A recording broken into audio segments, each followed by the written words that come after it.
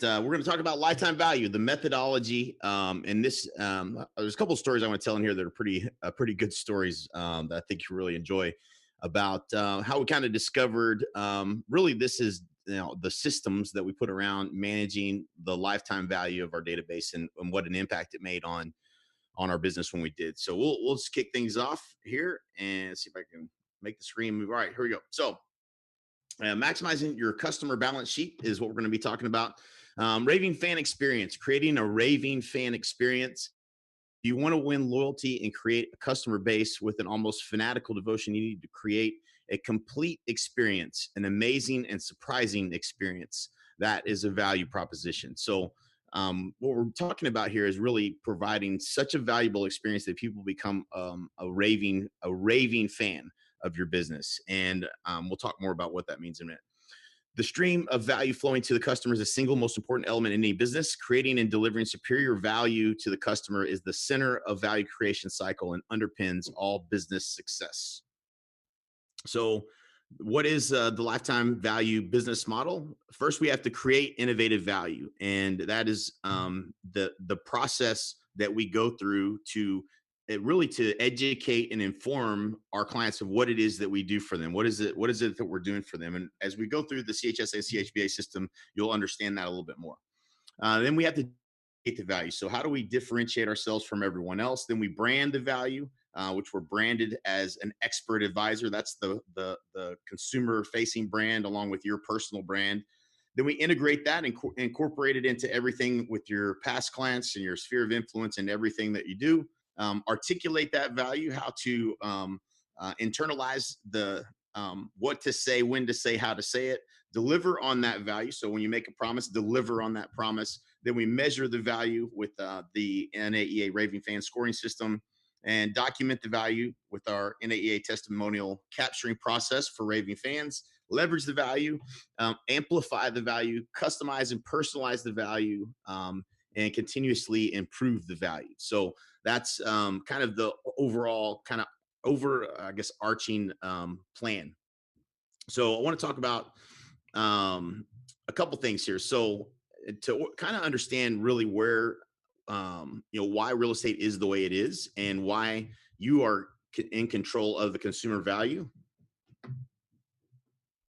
I had to get a text message. Let's make sure. All right, we're good. All right, so here's the thing I want you to look. So looking at this, these are two distinctly different brands, Ruth's Chris and McDonald's, right? You know the difference instantly when you see each one of these.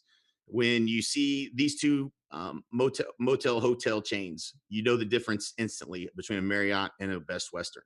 You know the difference between a Nordstrom and a Dick's Sporting Goods instantly.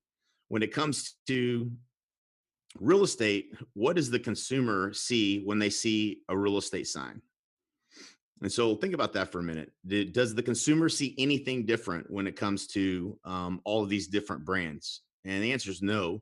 Even us as real estate agents have a hard time coming up with what's different about our particular brand. And the reason that is because the real estate experience is left up to be managed. The consumer is managed by you. The experience that they have has nothing to do with the brand. So, for instance, if they had a really good experience and it was a Keller Williams agent, it doesn't mean that they're going to come back to Keller Williams. They would go back to that agent, most likely, no matter where that agent was.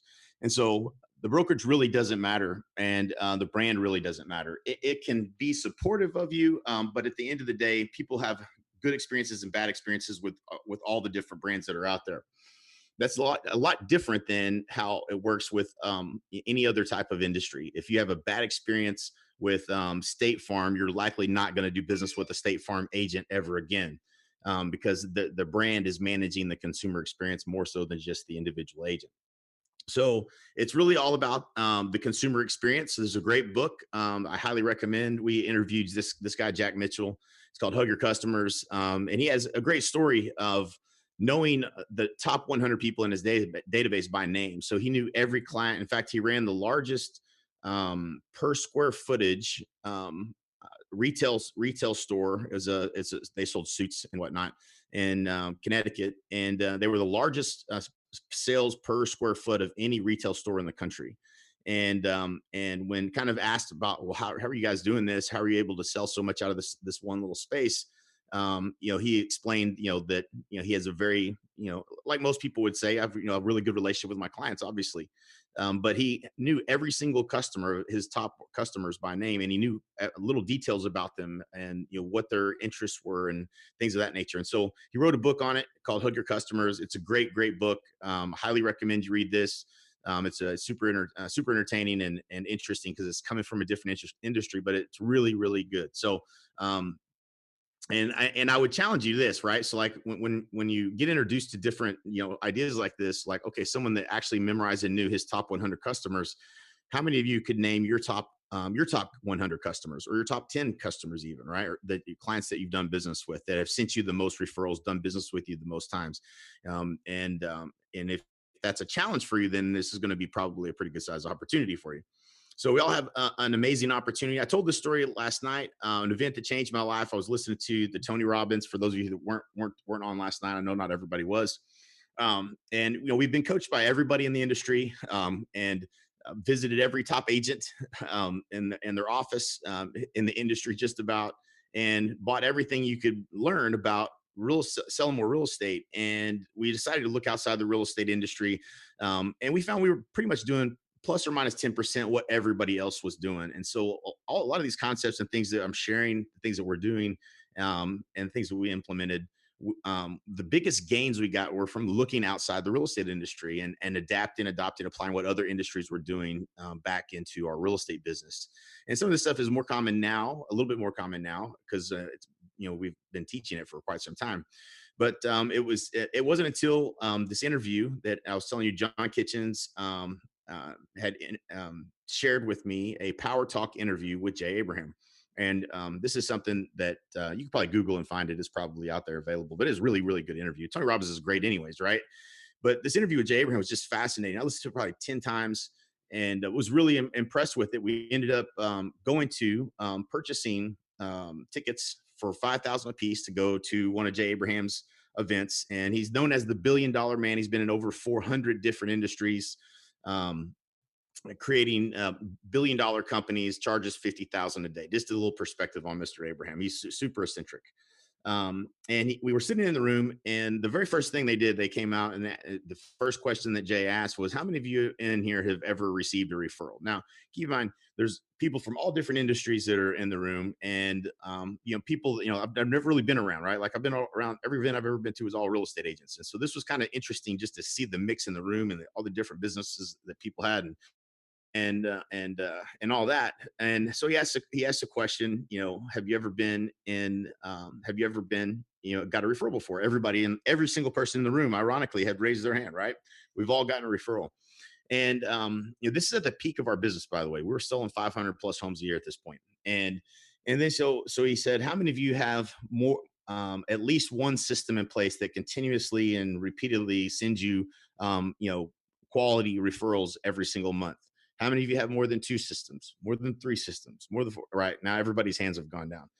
And so he goes on to teach us the 93 referral systems that he put together. And again, being in all these different industries, he's seen all these different ways to put systems in place for referrals. And so it was pretty fascinating to hear his perspective. But it was in the first 3 minutes of the event, I'm essentially I'm getting the information, enough information that I could have gone home and it would have been worth it, right? And so and that was basically what he took us through. And then he asked us to to think about a business that we were where we were a raving fan. And I'm going to challenge you to do the same thing. So think of somebody that some business that you do business with, or someone that you do business with that you're a raving fan, like that you're frequently going there. You're always telling people, your friends and family, to go to that place, or if somebody comes into town that you always want to take them to that place, but you're a raving fan. And he said, think about what was it that they did to make you a raving fan? And this is a really interesting process, because at this time, this would have been 2006. So 3 years earlier, I had bought a new vehicle, a 2003 when they first came out, Hummer H2. And I remember I was a raving fan of this guy, Shannon Brown. I found a picture of him. He doesn't have a lot of pictures online, but I found a picture of him on Facebook and posted it here to tell the story. because this is one simple system that I think all of us should put in place immediately, in our businesses, that we just probably aren't doing. I think most everybody here, if we're going to be honest, is probably not doing this. And so Shannon Brown, and I was like, well, why? And so Jay's asking us to think about why you're such a raving fan of that business. What was the process that you went through? How did they make you a raving fan? And so as I started thinking back on this experience of buying the vehicle, it was amazingly not that great of an experience. I remember being in the dealership, I mean, being there forever, and they, ran me through, all the different, sales pitches, Gap Insurance and their finance person and all that kind of stuff. And it was late. I remember getting out of there late. And so it wasn't an amazing experience, ironically, which I think if you really think about it in real estate, a lot of times our clients would probably say it wasn't an amazing experience, right? Is going through that whole process of getting a home sold or buying a home. And I'm thinking through this process, I'm like, that's interesting. I'm a raving fan of this guy, and I really don't have a good understanding of why based upon that. And then I started thinking about, well, what else did he do, and that made me a raving fan? And so the basically what happened was that after the sale, so the next day I get a phone call. The phone rings. I look at the number. It's a 405 number. I have no idea who it is. I answer it. He's like, "Hey, Jay Kenner, this is Shannon Brown, Bob Moore Hummer. How you doing today?" I said, "Hey, Shannon, what's going on, man? How are you doing?" This guy also, by the way, was the number one sales guy in the entire, I think in the region for all of GM. So he was clearly, he had a surfboard that was in his office that the top salesperson in I think it might have just been their company thing or whatever, but he was the top sales guy. And so he was pretty good, at least at sales from that perspective. But he calls me and he says, "Hey, Jay Kinder, Shannon Brown, Bob Moorhammer, how you doing, man?" I said, "Hey, man, I'm doing great." I thought, what, I need to sign some more paperwork or something, whatever the case may be. He said, "No, man, I was just checking on you. We got out here kind of late last night, just making sure you made it home all right, and you didn't have any questions, that we didn't cover yesterday. Just check in with you." I said, "No, man, I'm good. Everything's great." He's like, "All right, man. Well, if you need something, man, don't hesitate to reach out." I said, "Okay, cool." So I hang up the phone. No big deal. A week goes by, I get a phone call, and it rings again. It's a 405 number. No, have no idea who it would be. And answer the phone. "Hey, Jake Hinder, Shannon Brown, Bob Moorhammer. How you doing today?" I said, "Man, I'm doing good, Shannon. How are you?" He said, "Well, just wanted to check in with you, man. Have you been able to take it off road or anything?" I said, "Yeah, we did. We took it off road. Any questions or anything?" And I actually did have a question for him because I couldn't get the rear differential to lock. I said, "Man, how do you get that dang rear diffie to lock?" And he walked me through it. And I said, "Man, I appreciate that." He's like, "Yeah, have the kids been, how do the kids like the TVs? Have you been showing any property?" Like, he was very personal about knowing that I was in real estate, knowing that I was probably going to take it off road, and just from our conversations. But he was pretty personal, and in his conversation with me, I said, "All right, so well, I appreciate you calling, man. Thanks a lot." And he's like, "All right, cool." Hang up the phone. Another week goes by. I get a phone call. He's like, "Hey, Jake Ender, Shannon Brown, Bob Hummer." I said, "All right, what's up, Shannon? How you doing?" And he says, "Hey, I was just thinking. I remember you was looking to do some aftermarket stuff to your Hummer, and I just wanted to remind you, because I forgot to tell you, that if you come in, don't just go buy anything in the performance store over there. Come see me first. I'll get you a discount on anything that you buy if you decide to do anything." I said, I said, "Okay." I said, "Man, I appreciate that, man. That's cool. Save name and phone, right?" So Shannon Brown's now stored in my phone. And if you think about, like, the last person you bought a vehicle from, I mean, how many of them do you remember, right? Like, I don't remember anybody else that I bought a vehicle from, their name, much less have I stored their name in my phone. And so that was the third phone call. Then the next phone call I got was at 30 days. He calls and said, "Hey, what's up, Shannon? How you doing?" Because I knew it's him calling now. And I said, he said, "Hey, man, I need you to do me a favor." I was like, "Anything, man. What can I do for you?" And he said, "You're going to get this." And most of us get this phone call, right? We're going to be getting a survey in the mail, and I just need to make sure that, that we did everything we can to, be 5 stars. And I was like, "Yeah, man, I'll take care of you." So I gave him a really good review and everything. And that was it. So essentially, what happened was, over four phone calls over the course of the first 30 days of me buying that vehicle, he called me. One was just to check in. One was just to also just checking in, and the other one was to add value. And so that's the one I want to point out. Anytime that you can add value, and when you think about it from a real estate perspective, just calling and checking in. How many things are people doing once they buy a home? I mean, they're going to be replacing carpet, paint, doing all kinds of things that they may do to the home, that we could be just checking in with them and saying, hey, if you need anybody help, or you need a landscaper or somebody to do the yard, let me know. We've got a great guy that does that kind of work. We have all these connections and all these things that we could be connecting people to, but we don't really actually very actively do it. We certainly don't do it in a very personal way like Shannon Brown did. And so, that four phone call series of phone calls after in the first 30 days can make a raving fan. And the reason I knew I was a raving fan as I was thinking about this was I remember being at Outback Steakhouse one night with Amber, and I remember leaning over the bar and stopping somebody in a conversation. They were talking about a Hummer, buying a Hummer, and I overheard it.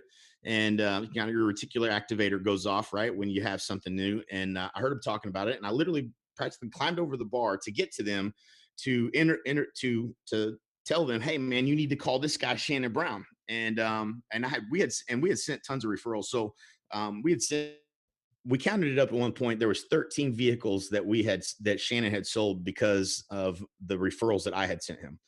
And so I think Mike bought a Hummer. Actually, he did.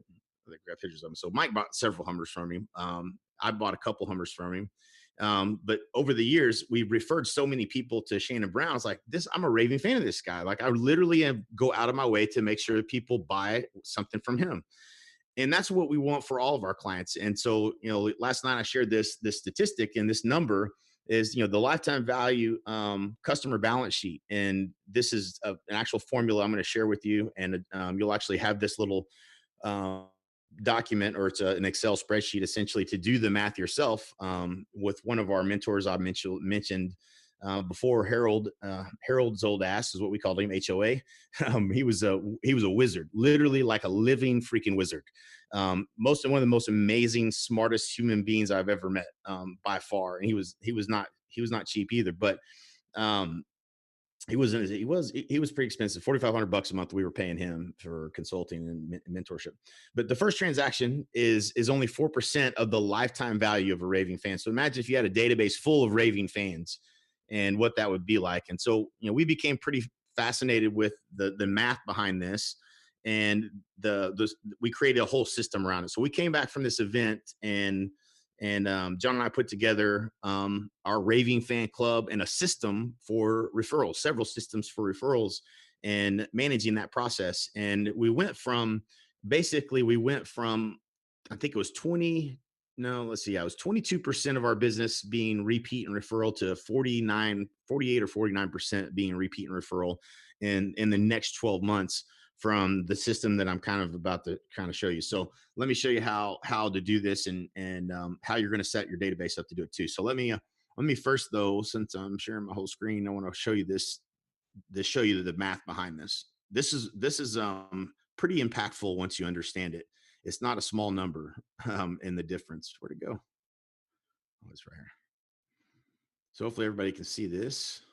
It's only going to get as big as it gets. So this is basically it. So this is your expert advisor customer balance sheet. So using, you can fill these numbers here in gray, you can fill in however you want. I just, to make this the numbers clean, I used an average sale price of 333,334, average commission of 3%. And this is just the number of past clients in your database. So how many of your past clients that you have, you would put them in here, and this is going to tell you what the value of your database is worth over the lifetime. And so this is the customer segments that we have. So we have a customer that's a one-time customer. Somebody, if you had a database full of people who only did one transaction with you and never did a repeat or referral, never sent you a referral ever, um, that would be only 4% of the lifetime value of what a raving fan is.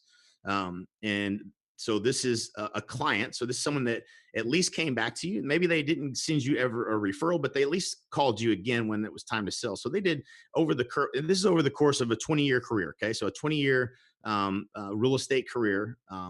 This would be, only 17%. If everybody just came back but nobody ever sent a referral, that would be about 17% of the potential value that your business could have been worth. You'd have go from $1 million business to a $4 million business in 20 years, with 100 past clients. And an advocate would be somebody that repeats, like they come back and do another purchase again, or they send you a referral. And let's say they only sent you one referral every 4 years, which would be $50,000 worth of referrals. And in this scenario, yeah, that would be right. So $50,000 worth of referrals, which is a total of 70,000. They're worth 70,000 over the lifetime value of that customer. If you had your whole database was just people that did since you want referral every 4 years, you'd have about 29% of the total value of what the potential would be. But a raving fan, and you all know who your raving fans are, and you may not. I didn't. And kind of finish with the story about how we found out who our biggest raving fan was and didn't even know it, didn't realize it. And so this is somebody that does, they repeat every 7 years, so essentially 3 transactions here. They bought an investment property and they send you a referral every year, at least one referral a year. And some people you'll find that you might have that are sending you maybe 3 or 4 or 5 or 6 or more referrals in a year, and that person is extremely valuable. But what all of this hinges on is building a business that delivers such an amazing value, is so that people become raving fans for life. And if you focus on this and not just the number of transactions and just doing deals, but really truly making raving fans, it's a phenomenal difference that it makes in your business at full capacity. If everybody sent you one referral per year, you're talking about 24 million. um, 24 million as opposed to $1 million business if you're just completing deals but not really making raving fans. So that's essentially the math behind it, right? This is your customer balance sheet. And so we never were tracking any of this, right? Like we weren't doing anything whatsoever. We were getting referrals, and that's probably why we probably never did pay that much attention to it, because we felt like, well, we must be doing a pretty good job because people are coming back to us and we're getting referrals, and that's happening, but we weren't very intentional about it. And that was what Jay Abraham made us aware of, was that you don't have a single system in place that's delivering referrals to you. So how to segment the database. So essentially this is how your database should be set up.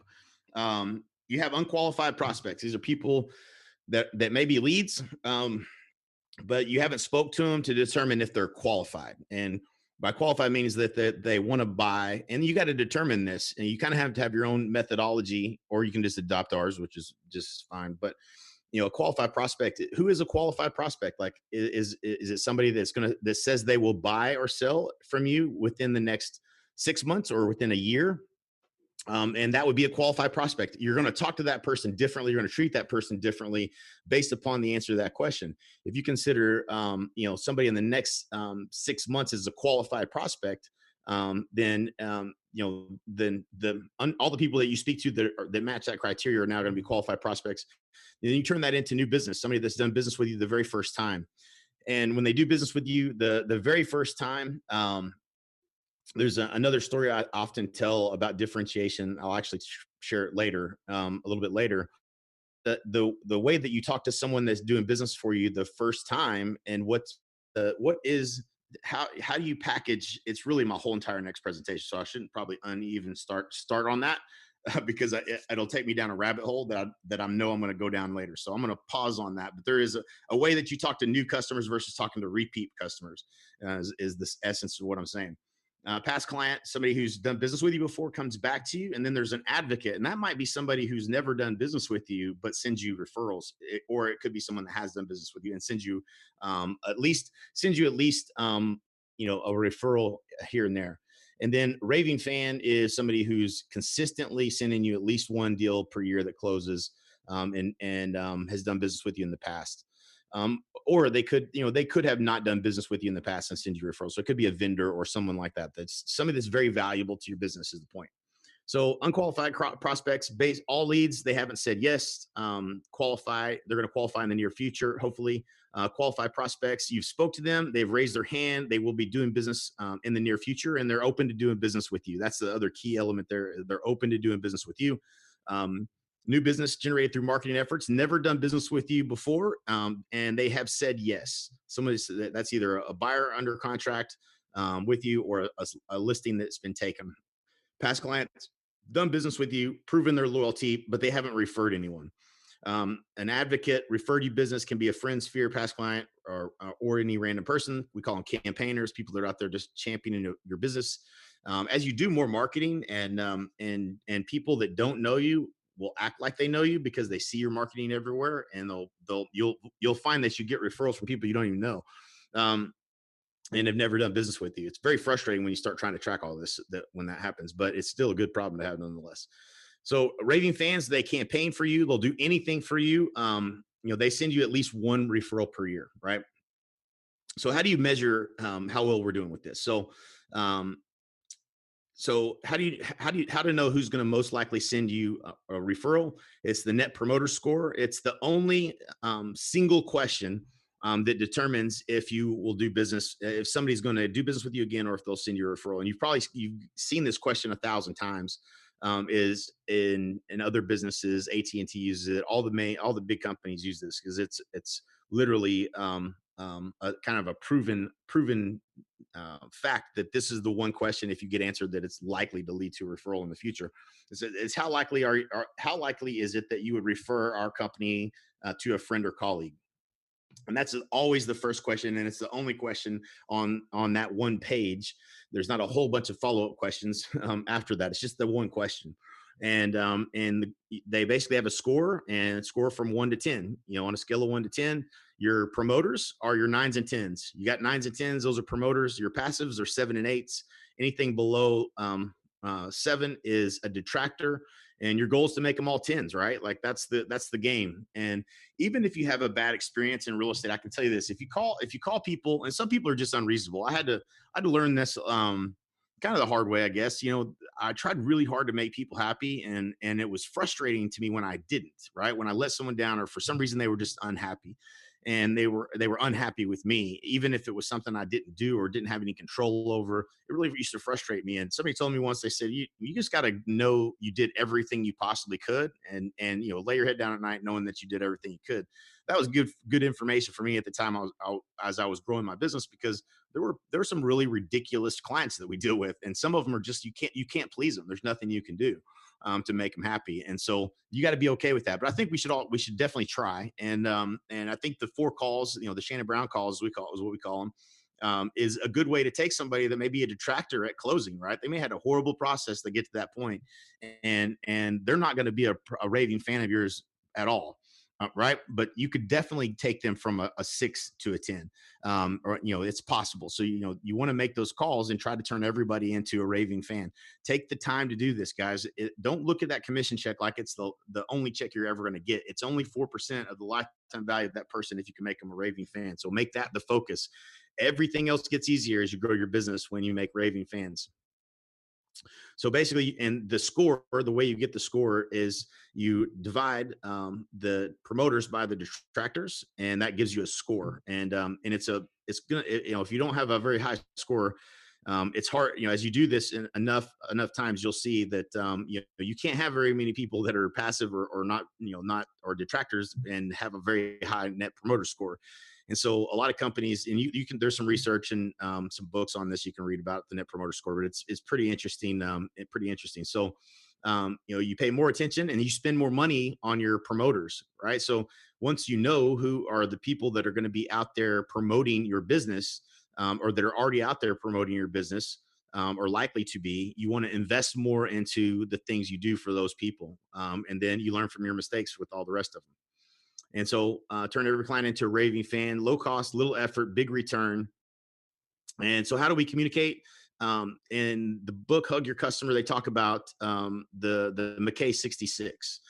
And the McKay, you can Google it and find this PDF download of the McKay 66, but it's 66 questions that you could ask a customer to get to know them, and information that you can gather on them. So this is stuff that you should have in your database, and be collecting that personal information. And I'll explain why here in a second. Um, Personal data, birthdays, favorite foods, favorite teams, favorite wine, college alma mater, all that kind of stuff. If you're collecting all of this stuff, good job. If you aren't, start collecting this on all of your clients as you're doing business with them. And I'll tell you what, the story that was most shocking as we started to do this and really started tracking. We actually changed the question that we'd ask on our intake form, from what marketing did you see that may have led to you giving us a call, to is there anyone we need to thank for for sending us your business? And it was crazy how I used to think the marketing was driving the business, but really almost everybody had somebody that had talked to them positively about doing business with us. So we really have been getting referrals for all this time and didn't really even realize it, and we weren't capturing all of that information in the past. And so throughout the course of this year, after coming back from this J. Abraham event, we implemented all these systems. I'm going to give you guys the raving fan. Here's what I'm going to give you guys, just so you know. So this Holly's going to send this out today. It's the at the end of the day. I don't think it's in the book, but this was our raving fan table of contents, and everything from CRM action plans to events and client parties and mailings and everything that we did to our past client database that got us up to half our business coming from repeat referral, and pretty much everything that you can imagine. Everything's in here. The systems that we use for all of it, a lot of it with links and everything else.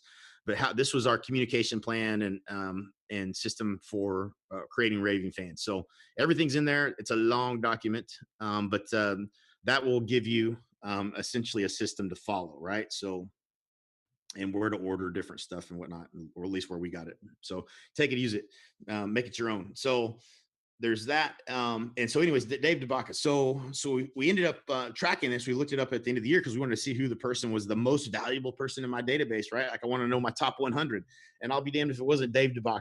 Dave DeBaca was is my he well he was. I guess I don't live there anymore. I'm not doing any remodels, but he for years was my painter for all my remodels. Like I'd sit and drink beer with him at all the houses that we buy and flip and over the years. And it turns out Dave's, he's kind of a quiet guy. He doesn't talk a whole lot, but he's not the kind of person that's going to come up to you and say, "Hey, I sent you a referral. Did you talk to him the other day?" He ain't that kind of guy. But he'll if you're thinking of selling, hey, you should probably call Jake Hinder. Like he would tell people that, but we didn't know he was doing it. And so, anyways, can't remember the number. It was 4 or 5 deals that he had sent us. He was the most valuable person by far in the database, that I had not been investing anything other than giving him jobs to paint and stuff. But he was always the most reasonable. That's why he's my painter. But we ended up for that year we invested in as a way of saying thank you, tickets to an OU game because he was a huge OU fan. So if you don't know those things about your raving fans, if you're not collecting this kind of information, you don't know how to reward them for when they do send you referrals. And so that's an important thing to be doing. So you want to make sure you're doing that and invest back into that clientele that is sending you referrals.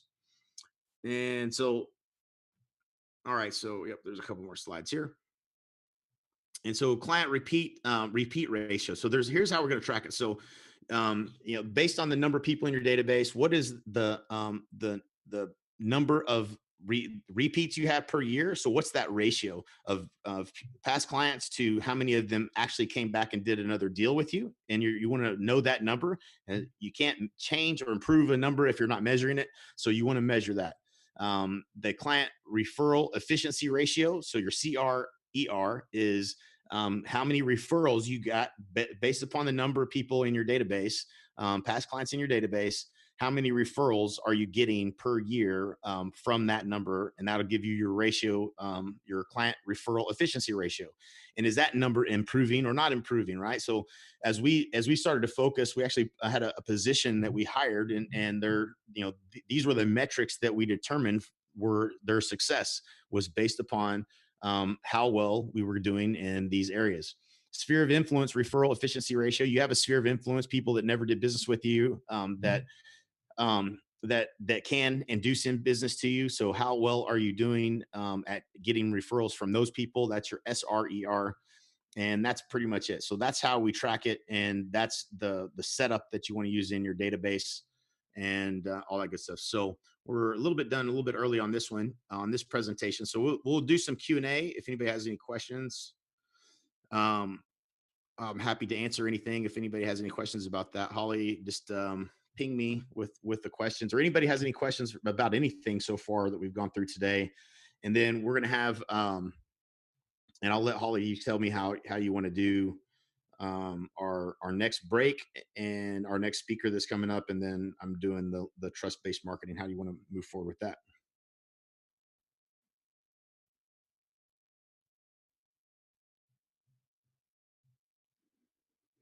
And so that, yeah, this is foundational. The reason that I like to share this part of the, and depending, depending on where you're at in your business, and you know, is that you, Holly? Yep, I can hear you. All right.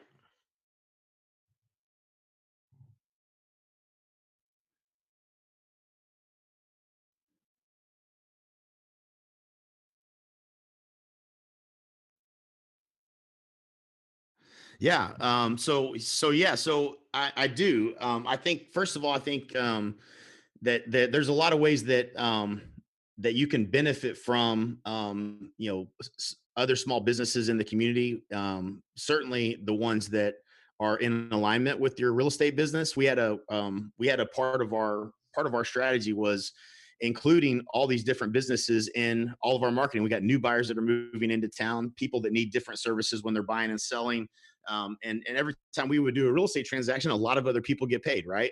And so we actually created I can't remember what we called it, now for some reason, but we had a whole, I think we have a whole documentation on the whole thing. But we would basically meet with all of our vendors and all these different business owners and business people, almost like it wasn't like BNI or anything like that, but it was just to teach them some of the business principles and stuff that we were learning. So we would go to J Abraham event, we would take that information back.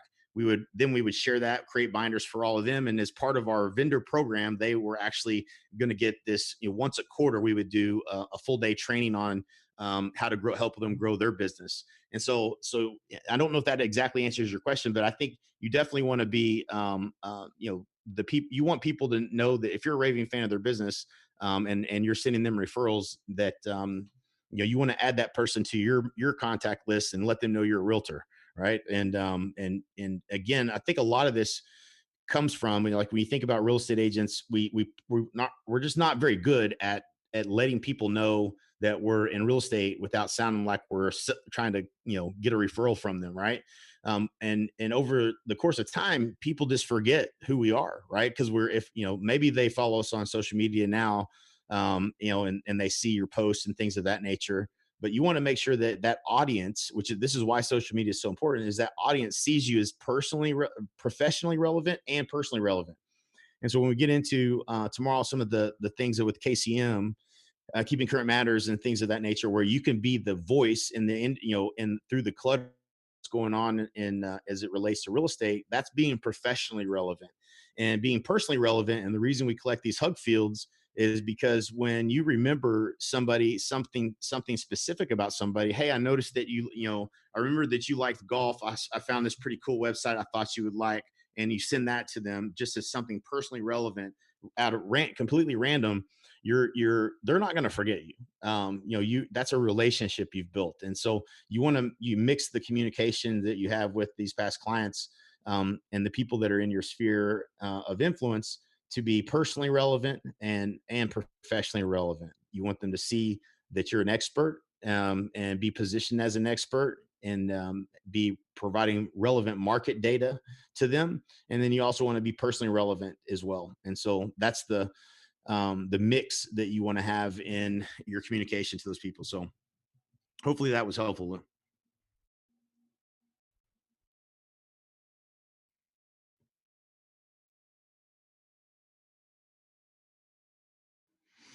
No, so that doesn't actually, but it's just math, right? So like, our the guy that we mentored under, that basically kind of helped create this little the database Excel sheet.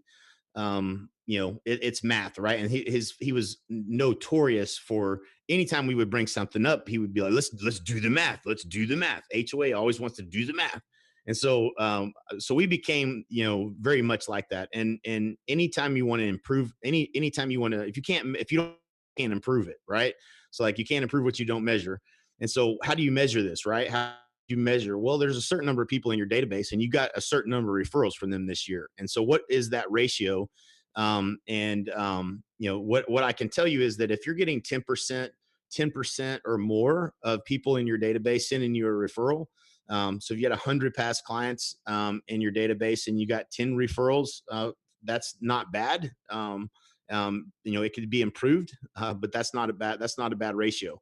Um, and so in some cases, this could be a huge opportunity if you haven't done anything to communicate with your past clients ever, right? And you've been in business for a while and you got 100 past clients. You're probably still getting some referrals, but you have no idea how much you're missing out on, right? So start measuring it, and then once you start implementing some of the systems that you have now that Holly's going to be sending you this evening, at the end of the day. And then start measuring if that now you can measure it and see if it improves. And I think what you'll find is that when you start communicating to your past client database, professionally relevant and personally relevant, especially, you'll see an uptick in repeat business and also in the number of referrals you get. Now, it's not going to be the challenge with this is it's not going to be something that's predictable, right? So it's just going to, referrals happen when they happen. It's not like you can, put a system in place that makes everyone send your referral every month, but you can definitely improve this number, and you definitely should be focusing on it. And the more we focused on it, the better it got. And for us, that was it's a lot of savings in trying to acquire new customers through other efforts, and some of the events and things that are in this process that you'll get were instrumental in bringing us business consistently. So Okay, Jay. So the next question comes from Tim, and he is asking, what database do you use for clients? that's another great question. What's the best database? We've been through them all. So the the most important thing is you want to have the ability. Let me tell you this about databases. Okay, so it's definitely not my specialty, right? So we have partnered with multiple different CRMs and multiple different technologies over the years. And the simple answer to like what CRM you should use is the one that you'll use.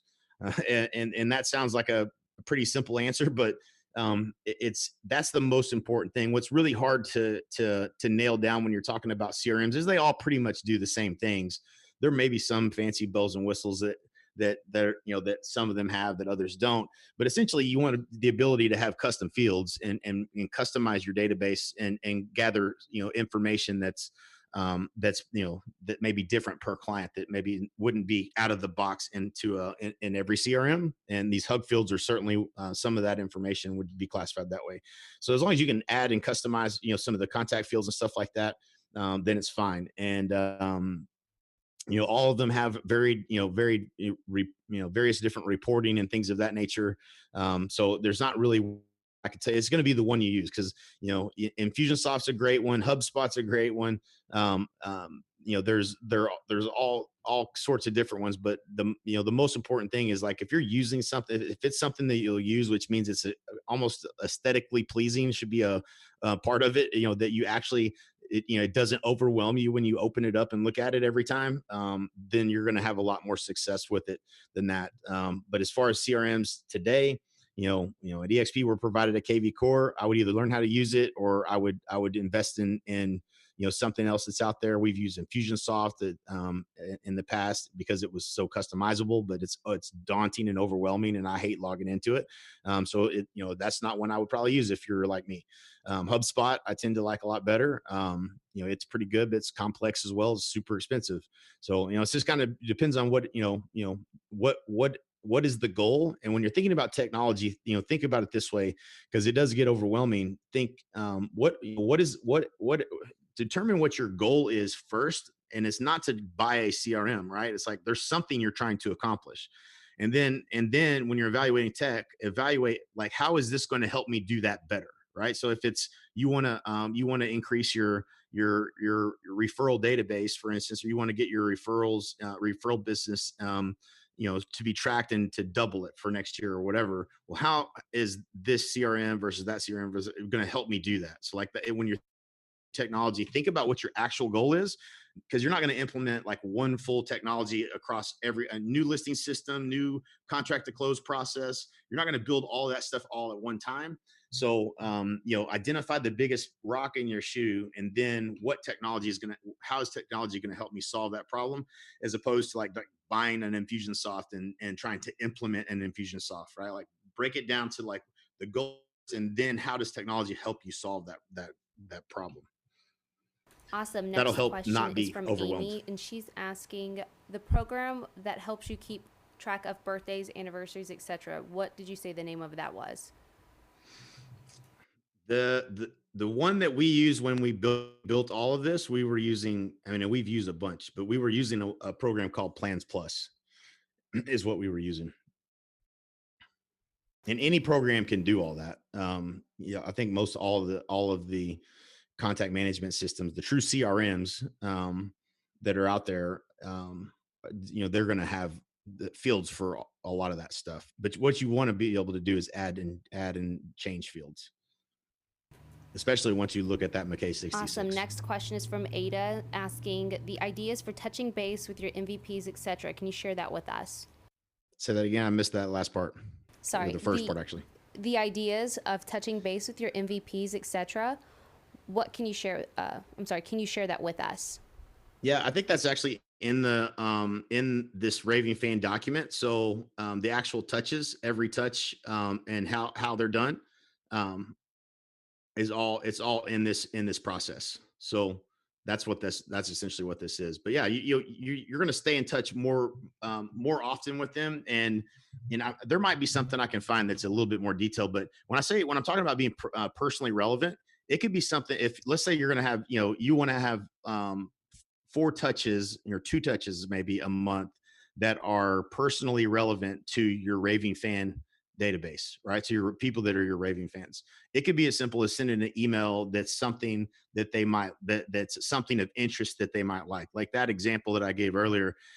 How often do you get a text message or an email from somebody saying, hey man, I know you're really into golf. Well, why don't check this out? I thought you would really enjoy it. You don't get very many messages like that. It doesn't take a lot of effort for you to stand out in that way. But I'm going to definitely, I'm going to increase the budget on that person's birthday. I'm gonna increase the budget on other times of the year that people aren't giving gifts. You know what I'm saying? Just to be appreciative and be different. But yeah, you're just going to increase the personal touches that because everything else is going to be automated. All your market reports and all the other stuff, inviting into client parties and all that stuff is all that stuff is going to be pretty standard for everybody. But you're just going to put some personal touches in there, more personal touches in there for your people that are your raving fans, and again, more relational to those. You're building a deeper relationship with them, and certainly Next thanking them for question referrals, is even the ones that don't close. Go ahead. next question is can this system be implemented on KV Core? It's a good question. I don't know KV Core well enough to know for sure that if it can or can't. I'm sure it can. I don't know. I just don't know functionally what naming conventions they used and if they can be changed and stuff like that. But you can kind of adapt everything that I'm talking about to fields that are probably there. I would think that you'd be able to absolutely do it in KV Core. I mean, you just have to investigate it a little bit, and I'm sure you can find out. I'm almost certain you would be able to. I mean, it's pretty standard for you to be able to make changes to naming conventions and stuff like that, and make it your own.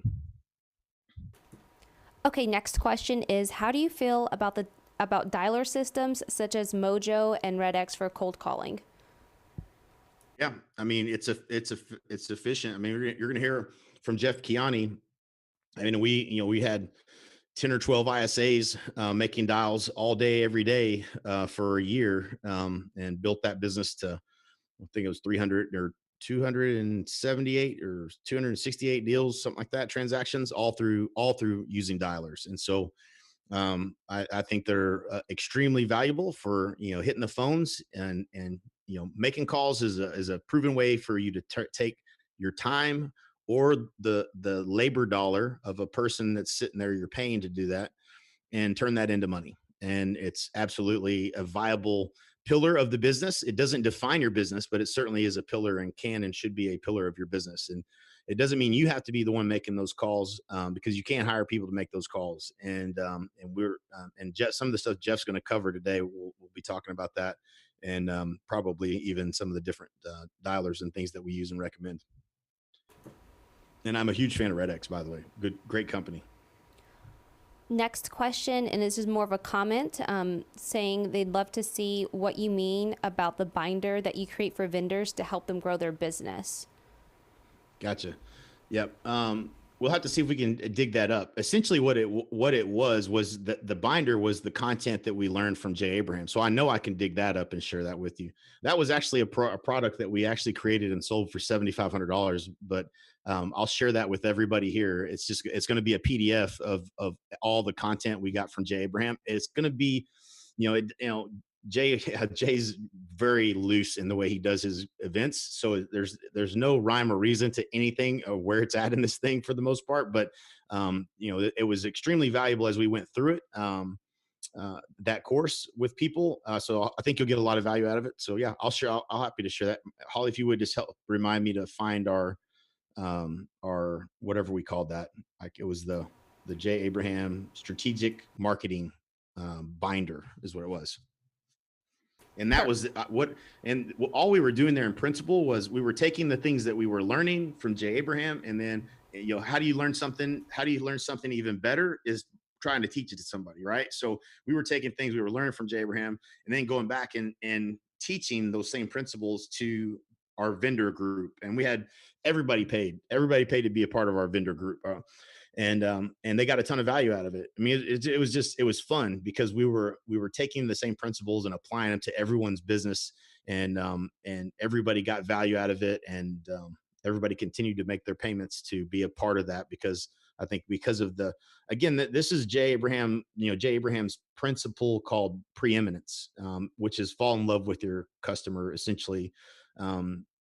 He has it's a much deeper than that explanation that Jay gives, and he articulates it a lot better than I do. But it's really truly falling in love with your customer. And if somebody is my vendor and they're a lender of mine, that you take it that you're responsible for their well-being, right? Like it's my job to make sure that we do everything possible to help them grow their business and be successful in this relationship that we have as my lender that pays me X number of dollars per month to be a part of that program.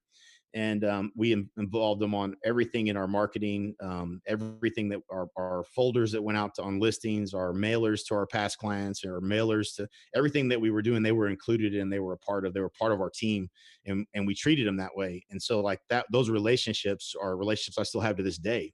And that's how you want to think about not just your clients, but the people that work for you, the vendors you do business with, the title companies you close at, the inspectors you use. All of those are extensions of your team, if you will, and fall in love with them and treat them. That is being preeminent in essence. So yeah, that's where that came from. Okay, last question, and then we can go to the 15-minute break that we have scheduled.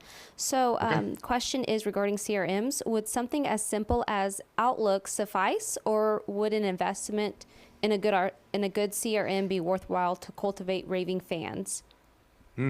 Yeah. So, I would say, you don't have to go out and buy some fancy CRM to start managing this as part of your business. I think you could probably get by with something like Outlook pretty easily, and transfer that over to a database later if, as it became a bigger opportunity for you.